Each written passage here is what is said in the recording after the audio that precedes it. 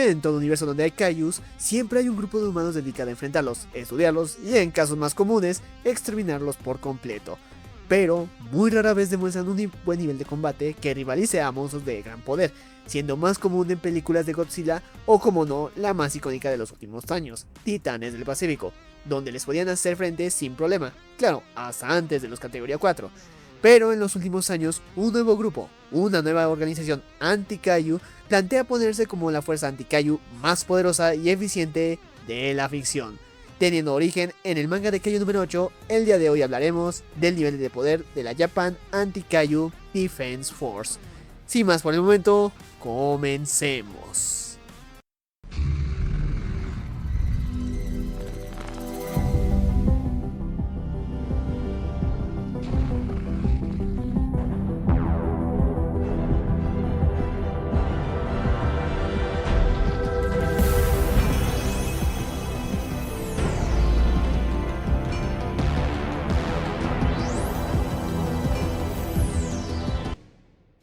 Hablemos en términos de hechos. La Japan Anti-Kaiju Defense Force a primera vista parece un grupo militar enfocado en destruir Kaijus, sin mucho poder de ataque, con enemigos relativamente fáciles de eliminar y que no representan ningún tipo de peligro mayor a cualquier versión básica del Rey de los Monstruos. Sin embargo, si analizamos el contexto de este universo, daremos con un hecho no solo interesante, sino que lo cambia todo en este universo. De entrada, a lo largo del desarrollo del manga y del anime, se da a conocer que la humanidad lleva en guerra con los Kaiju desde hace siglos. De hecho, existe la posibilidad de que esta guerra lleve incluso milenios, desde que la humanidad existe probablemente. Lo que nos lleva a un punto importante. Hacia finales del manga, se nos muestra un flashback de una batalla del pasado, donde los humanos ya usaban material Kaiju para defenderse. ¿Qué nos dice esto? Que lo único capaz de hacerles daño a los Kaiju en este universo son ellos mismos. Dicho en otras palabras, el hecho de que sea necesario el uso de material Kaiju nos hace concluir que los Kaiju en este universo no son un paseo por el parque. Si bien es cierto que mencioné anteriormente que los humanos llevan en guerra con los Kaiju desde que existen, es decir, desde el hombre primitivo, por obvias razones no tenían el armamento que nosotros poseemos, y por lo tanto no sabemos si estos eran vulnerables a nuestro armamento. Pero es aquí donde está la clave, el hecho que desde la antigüedad en el universo de Kaiju número 8, la humanidad llegara a la conclusión de que el material Kaiju es lo único que puede acabar con los Kaiju, indica un desarrollo en un entorno más hostil que en nuestro universo, y tal como en este universo, la raza humana aprovechó oportunidades para adaptarse a su depredador natural, los Kaiju, provocando que en vez de usar piedras para defenderse, usaran garras, dientes y escamas provenientes de los Kaiju, provocando que en consecuencia el desarrollo tecnohistórico humano fuera muy diferente a lo que conocemos, aunque no muy radical, por ciertos aspectos, pero que ahondaremos quizás en otro video, si este llega a los 3000 likes. Pero seguramente se estarán preguntando, ¿por qué este mini recopilatorio histórico que es muy teórico? Porque sí, todo lo que dije anteriormente es pura teoría, nada está confirmado, solamente son pinceladas, vistazos de lo que podría ser la realidad de este universo. Bueno, porque es gracias a este contexto que conocemos superficialmente el nivel de peligro y de poder base en este universo, donde un ataque básico de un Kaiju identificado es capaz de desaparecer casi por completo a un humano.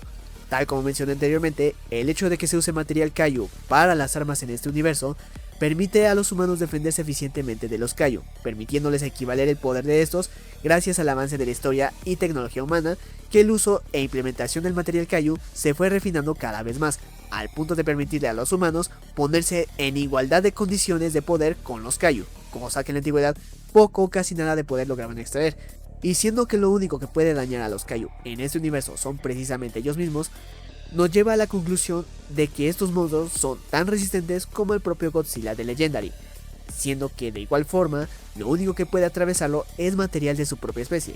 Dicho en otras palabras, en el Monsterverse apenas si pueden neutralizar a Godzilla, pero en este universo prácticamente son mantos por la mañana, y eso sin tomar en cuenta que los Kaiju de este universo cuentan con un factor regenerativo muy eficiente, pudiendo recuperar todo su cuerpo en segundos si no se destruye su núcleo, lo que nos lleva a una pregunta muy importante: ¿cómo logran las fuerzas de defensa equivaler y estar al par de los Kaiju de este universo? Bueno, para entender esto es necesario conocer cómo funciona la tecnología humana basada en material Kaiju, que en palabras simples se genera una simbiosis entre las células Kaiju y las humanas, una sincronización que, si lo vemos desde cierta perspectiva, es una especie de enlace neuronal entre el traje y el usuario, básicamente un Jaeger de menor tamaño y que el ser humano puede aguantar sin problemas y sin correr el peligro de una sobrecarga neuronal, y eso entre comillas. Pero regresando al traje y su funcionamiento, es bastante concreto que, aunque no lo crean, este funcionamiento se aclara en ciertos comentarios tanto del manga y el anime como también del propio videojuego. Los trajes de las fuerzas de defensa están hechos de uniórganos Kaiju. ¿Qué son los uniórganos? Siendo franco, no lo sé con toda seguridad, porque en sí, estos varían dependiendo del tipo de Kaiju, pero básicamente son órganos que manifiestan el poder de un Kaiju, y que, extrañamente, son compatibles con los genes humanos, permitiendo la sincronización de células humanas y Kaijus, permitiéndole al usuario liberar el famoso potencial de batalla, donde entre más fuerte sea el vínculo, mejor pelea. Al menos hablando en términos de Titanes del Pacífico, porque siendo realmente sinceros, el potencial de batalla es más similar al Adrenaline de Max Steel, porque mientras más fuerte se haga el usuario, más fuerte será el vínculo, aunque esto último depende de cada usuario, ya que puede aumentar el porcentaje a periodos, en plena batalla, o ser muy variable como es el caso de Haru. Pero el punto aquí es que entre mayor sea el potencial de batalla, el usuario será capaz de no solo enfrentar y abatir a una gran cantidad de Kaijus, sino que también de echarse un tiro de frente a Kaijus principales, y en algunos casos hasta Kaijus enumerados. Soshiro Hoshina y Minashiro son la prueba clara de esta hazaña. Por desgracia, hay un límite de uso, y es que sí, los trajes de las fuerzas de defensa otorgan muchos beneficios en combate, pero tal y como sucede con el Adrenaline, al llevarlos al 150%, el traje prácticamente le chupa la vitalidad al usuario. Y ojo, no me malinterpreten, porque hasta ahora el límite conocido del potencial de batalla es del 100%. Pero aquí radica la diferencia: mantener ese 100% de manera prolongada lleva el cuerpo humano a límites muy peligrosos que no puede soportar, causando que se desgarren tejidos musculares hasta fracturas graves. Y eso no es lo peor, la carga neuronal que ejerce el traje es tal que comienza a freír el cerebro del usuario. Es decir, que con Max Steel no suavizaron bastante el exceso de poder. Ahora, no podemos hablar de los trajes de las fuerzas de defensa sin mencionar las armas Kaiju, que, dicho en términos simples, son los Striker Eureka de Kaiju número 8. Los trajes más avanzados, más poderosos, pero sobre todo los más selectivos y exigentes. ¿Por qué? Bueno, ¿se acuerdan de los uniórganos que mencioné anteriormente? Pues resulta y acontece que los uniórganos de Kaiju enumerados son solo compatibles con humanos muy específicos, ya que estos no sincronizan con cualquier humano, como sucede con otros Kaiju. ¿Por qué? En ninguna parte se explica. Mi teoría es que al ser los más poderosos de su especie, las células sincronizan con personas muy específicas y que poseen cualidades muy únicas. ¿Cuáles son esas cualidades? De igual forma desconozco con total certeza, ya que esto varía según el usuario. Por poner de ejemplos, Hoshina y el número 10, que siendo francos, ni en el manga ni en el anime se explica el porqué, al menos en el ámbito físico, ya que en el psicológico tanto el número 10 como Hoshina son muy parecidos. Por parte de Kikoro Shinomiya, podemos suponer que es por ser hija de dos usuarios compatibles y que en consecuencia no solo la vuelve compatible con las armas de sus padres, sino que también con unas 3 más, al menos de lo que me acuerdo, si no les estará apareciendo el panel en pantalla. Es decir, que cuando se juntan dos personas compatibles y procrean, la compatibilidad se multiplica, y en el caso de Narumi, este es un prodigio. Yo lo llamo el siguiente paso en la cadena evolutiva de la guerra entre los humanos y los Kaiju, ya que sin un traje, Narumi ya tenía un potencial de batalla promedio, entre los 20 y el 30%, que para una persona normal es prácticamente imposible, y ni hablemos de Reno en Chikawa. Pero eso es hablando de la selectividad de estos trajes, porque si hablamos de su exigencia, el solo ponerse una parte del traje comienza a drenar parte de la vitalidad del usuario. De hecho, está confirmado en el propio manga que el uso de armas Kaiju reduce la esperanza de vida de manera significativa. Habiendo dicho todo lo anterior, tenemos un panorama bastante amplio del poder de los fuerzas de defensa, que no solo se queda encasillado a fuerza bruta, sino que también a nivel intelectual. Y es que las fuerzas de defensa se distinguen no por tener un inmenso nivel de poder, sino que también por ser estratégicos. A diferencia de otros universos, las fuerzas de defensa no atacan con todo un Kaiju con nivel bajo de amenaza, sino que coordinan y dividen sus esfuerzos para enfrentar a todo tipo de Kaijus, colocándose de manera estratégica para enfrentarlos.